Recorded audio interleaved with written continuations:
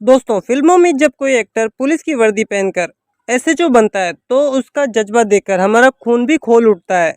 Background में दमदार music बजता है, विलेन थर थर कांपता है और वो जाबाज अफसर पूरे 2.5 घंटे में केस को सुलझाने के लिए अपनी पूरी जान लगा देता है। और उसे देखकर हमारे दिल से आवाज आती है कि वाह, देश की सेवा और वर्दी का फर्ज हो तो ऐसा हो।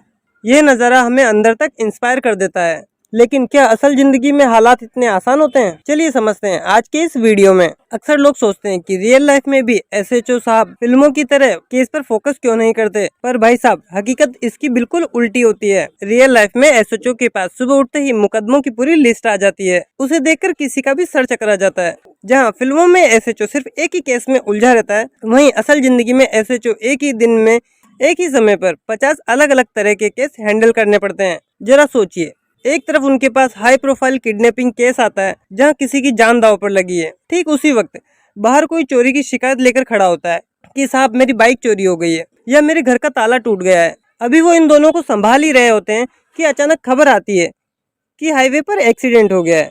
इसके साथ ही कोर्ट की तारीखें, वीआईपी ड्यूटी और कागजी कार्रवाई का अलग से दबाव बना रहता है।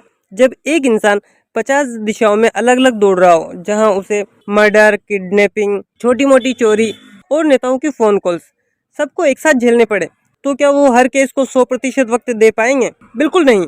यही सबसे बड़ा कारण है कि फिल्मों में तो केस 2 घंटे में सॉल्व हो जाता है, लेकिन रियल लाइफ में पुलिस को नतीजे तक पहुंचने में हफ्तों, महीनों और कभी कभी तो सालों लग जाते हैं। फिल्मों में रिसोर्सेज असीमित होते हैं और फोकस सिर्फ एक चीज पे, लेकिन असलियत में पुलिस के पास काम का पहाड़ होता है और वक्त बहुत कम। तो दोस्तों, अगली बार जब भी आप पुलिस की कार्यप्रणाली पर सवाल उठाएं तो उनके इस मल्टीटास्किंग प्रेशर को भी जरूर याद रखें। मूवी और रियल लाइफ में बहुत अंतर होता है। दोस्तों, इसमें आपकी क्या राय है, हमें कमेंट में जरूर बताएं।